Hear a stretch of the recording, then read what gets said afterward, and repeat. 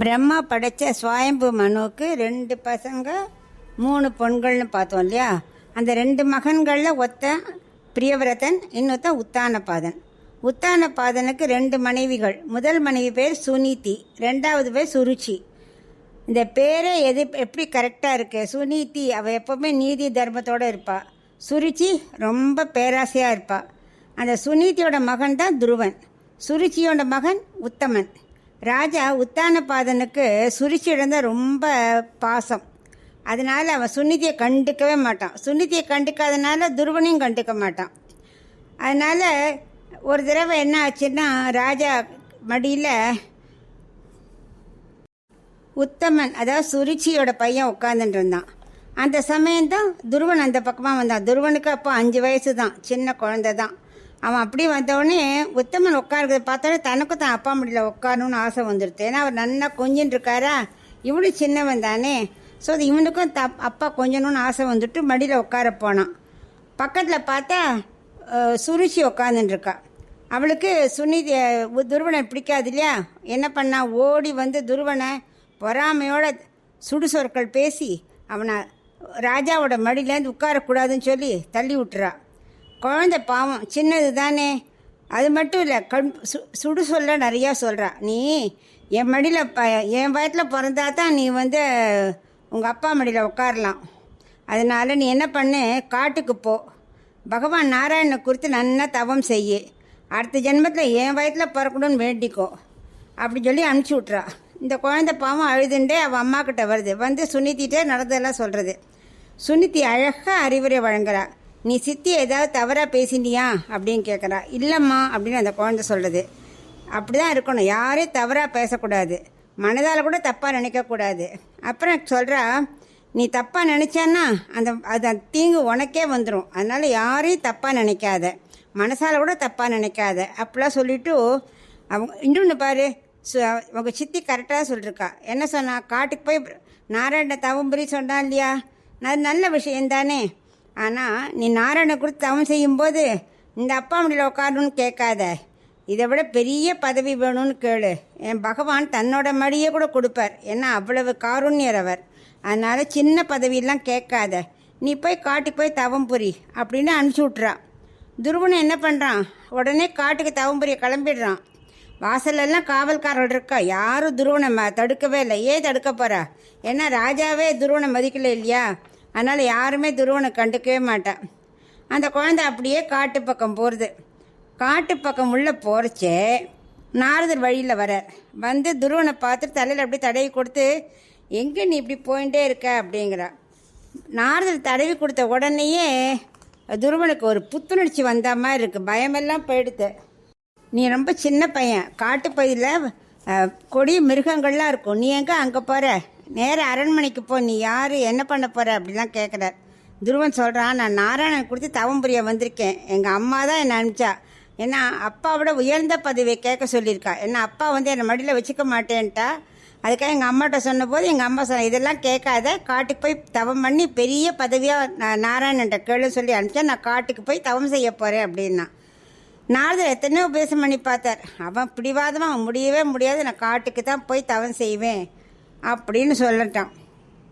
நாரதர் சொல்ல, நீ ரொம்ப சின்ன பையன், இவ்வளோ ரோஷம் கூடாது, மற்றவாளை பார்த்துலாம் பொறாமையே படக்கூடாது, யாருக்கா கஷ்டம் வந்தால் நம்ம அவள்கிட்ட கருணை காட்டணும், உனக்கு சமமாக யாராவது இருந்தானே அவனோட நட்பு பழகு, அவன் தம்பி தானே அவன், பவனா போயிட்டு போகிறது, நீ அவனை மன்னிச்சுட்டு நீ அரண்மனைக்கு போயிடுங்கிறான். அவன் கேட்கவே இல்லை, நான் தவம் புரியத்தான் போகிறேன், பெரிய பதவியை அடைந்தே தீருவேன் அப்படிங்கிறான்.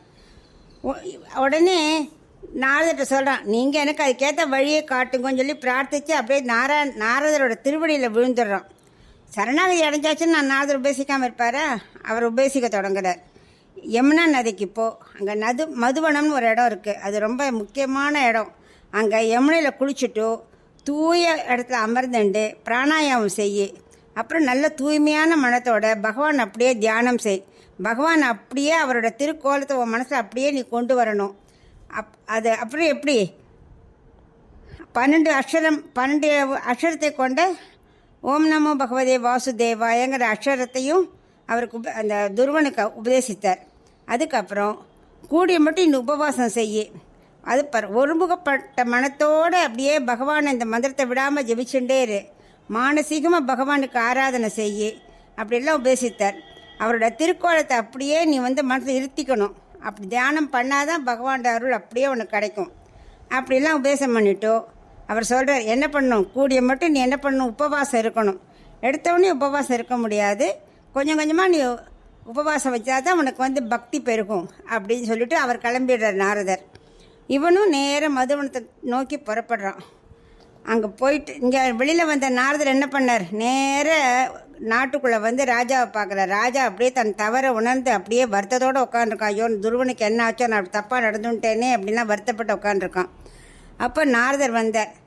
ராஜாட்ட கவலையே படாத, உன் பையனுக்கு பகவான் அருள் ஃபுல்லாக இருக்குது, அவன் பகவானை கொடுத்து தியானம் செய்ய போயிருக்கான், அவனோட தவத்தால் உனக்கே பெரிய புகழ்க்க தரப்போகிறான், அவனை உலகமே கொண்டாட போகிறது, நீ கவலையே படாத அப்படின்னு சொல்லிட்டு நாரதர் கிளம்பி போயிடுறார். மதுவனம் போன துருவன் என்ன பண்ணுறான், யமுனையில் நீராடி பகவான் அப்படியே மனசில் இருத்தி தியானம் செய்ய தொடங்குறான். நாரதர் சொன்னபடியே உபவாசம் செய்ய தொடங்கினான். முதல் 1 மாதம் 3 நாளுக்கு ஒரு முறை விளாம்பழம் இழந்தப்பழம் 2 சாப்பிட்டான். 2ஆம் மாதம் 6 நாட்களுக்கு ஒரு முறை இலை தழைகளை சாப்பிட்டான். 3ஆம் மாதம் 9 நாட்களுக்கு ஒரு முறை தண்ணீர் மட்டுமே குடித்தான். 4ஆம் மாதம் 12 நாட்களுக்கு ஒரு முறை எப்படி காற்றை மட்டுமே பருகினான், வேறு எதுவும் சாப்பிடல, காற்றையே அப்படியே மூச்சல் வாங்கிட்டான். 5ஆம் மாதம் எந்த ஆகாரமும் இல்லாமல் முழு பட்டினியா, அதான் நிர்ஜலமாக ஒத்த காலில் நின்று கடும் தவம் புரிந்தான். அவனோட தவத்தை பார்த்தா எப்படி இருந்தானா, மலை போல் அசையாமல் இருந்தானா. அப்படியே உள்ளத்துக்குள்ளே பகவானே உள்ளே உட்காந்துட்டனால அவன் வலது காலை தூக்கினா அப்படியே பூமி வலது பக்கம் சாயிடுது, வலது காலை ஊனினா பூமி வலது பக்கம் சாயிடுது, இடது காலை ஊனினா இடது பக்கம் சாயிடுது. அப்படியே தவம் புரிஞ்ச உடனே தேவர்கள்லாம் பயந்து போயிட்டா. ஏன்னா அவளால் மூச்சே விட முடியல, அவன் தான் மூச்செல்லாம் அடக்கிட்டானே, மூச்சே விட முடியல. நேராக பகவான்கிட்ட போய் பிரார்த்திச்சுண்டா, பகவானே எப்படியானே நீ போய் இந்த துருவனுக்கு காட்சி கொடுத்துருங்கோ அப்படின்னு அவளாம் பிரார்த்திச்சுண்டா. பகவான் சொன்ன, நானே என் பக்தனை காண ரொம்ப ஆசையாக தான் இருக்கேன், இப்போ நான் கருட வாகனத்தில் போகிறேன், ஏறி போகிறேன் அப்படின்னு சொல்லிட்டு ரொம்ப ஆசையாக பகவானே ஆசையோடு துருவா அப்படின்னு அழைச்சார். அந்த தெய்வீக குரலை கேட்டவுடனே துருவன் அப்படி கண் திறந்து பார்த்தான். உடனே கண்ணை மூடின்ட்டான், மறுபடியும் தியானத்துக்கு போயிட்டான். ஏன் அப்படின்னாக்க அவன் மனசுக்குள்ளே பகவான் எப்படி நின்றார், நின்ற திருக்கோலத்தில் அப்படியே அந்த அவரோட திருவடி இருக்கே அது அப்படியே பத்மத்தில் திருவடியில் பத்மத்தில் அழுத்தின்றது நின்றுட்டுருக்கிற மாதிரி அவன் தியானிச்சுட்டு இருக்கான். இங்கே இவர் வந்ததோ கருட வாகனத்தில், அதனால தான் பார்த்த பகவான் இவர் இல்லைன்னு கண்ணை மூடின்றான். ஏன்னா அவனுக்கு ஆச்சாரியர் என்ன சொல்லி கொடுத்தாரோ அவன் அப்படியே நின்ன கோலத்தில் தான் தவம் புரியிறானா, அதனால் இவர் இந்த இது நான் தியானித்த பெருமாள் இல்லை அப்படின்னு கண்ணை மூடின்றான். இதை பார்த்த பகவான் எப்படின்னா சரி உள்ளுக்குள்ளே இருக்கிறனால தான் அவன் பார்க்க மாட்டேங்குது, உள்ளே இருக்கிற இதை மறைச்சுட்டார். மறைச்ச உடனே கண்ணை திறந்து பார்க்குறான். மறுபடியும் அவர் துருவான் கூப்பிட்ற, கண்ணை திறந்து பார்த்தா பகவான் என்ன பண்ணுறார், கருடவான்லேருந்து இறங்கி அப்படியே மனசில் எப்படி தியானிச்சானோ அதே மாதிரி பெருமாள் அப்படியே பிரத்யக்ஷமாக அவனுக்கு காட்சி கொடுத்தார். பகவான் அப்படி பார்த்த உடனே துருவனுக்கு அப்படியே கண்ணில் தாரதாரியாக தண்ணி கொட்டுறது. அப்போ சொல்கிறான் துருவன் பகவான்கிட்ட, நான் பகவானே நான் பாடசாலைக்கே போகலை, உன்னை பார்த்து சோத்திரம் பண்ணலான்னா கூட எனக்கு எதுவுமே தெரியலன்னு ரொம்ப வருத்தப்பட்டான். உடனே பகவான் என்ன பண்ணார், தன்னோட இடது கையில் இருக்க சங்கத்தால் அவனுடைய கண்ணத்தை அப்படியே தடவினார். அவ்வளவுதான். உடனே பகவானை குறித்து 108 சோஸ்திரம் மடமடம் சொல்ல ஆரம்பித்தான்.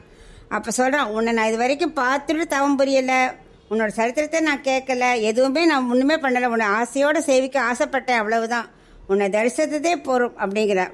பகவான் சொல்ல, நீ இவ்வளோ கடுமையாக தபஸ் பண்ணியிருக்க, உனக்கு எதாவது நான் வரம் கொடுத்து தான் ஆகணும், நீ கேளு வரத்த அப்படிங்கிறார். இல்லை உன்னை தரிசனம் தான் எனக்கு பாக்கியம், எனக்கு வேறு எந்த வரமுமே வேண்டாம் அப்படின்னு அவன் சொல்கிறான். எனக்கு எதுக்குமே நான் ஆசைப்படலை அப்படிங்கிறான். அப்போ பகவான் சொல்கிற, இல்லை நீ ஒரு பதவிக்கு ஆசைப்பட்டியா இல்லையா, அதனால் அதை முதல்ல கொடுத்துட்றேன், நீ நாட்டுக்கு போய், இப்போ ரொம்ப சின்ன பையன், இப்போவே உனக்கு கொடுக்கக்கூடாது, நீ நாட்டுக்கு போய் நல்லா நிறையா வருஷம் 35,000 வருஷம் 30,000 வருஷம் நல்லா தவம் ஆட்சி பண்ணி நல்ல யாகங்கள்லாம் பண்ணி நல்லா நடத்திட்டு அதுக்கப்புறம் இங்கே வா, நான் உனக்கு நட்சத்திர மண்டலத்தையே உனக்கு உருவாக்கி தரேன். துருவ நட்சத்திரம் சொல்கிறோம் இல்லையா, அந்த துருவ பதவியே நான் உனக்கு தரேன், உலகமே உன்னை அப்படியே அண்ணாந்து பார்க்கும் அப்படின்னு அவருக்கு நல்லாட்சி பண்ண சொல்லி அவரை அனுப்பிச்சுட்டு பகவானும் மறைஞ்சுடுறார். இதோட நம்ம துருவ சரித்திரம் முடியறது.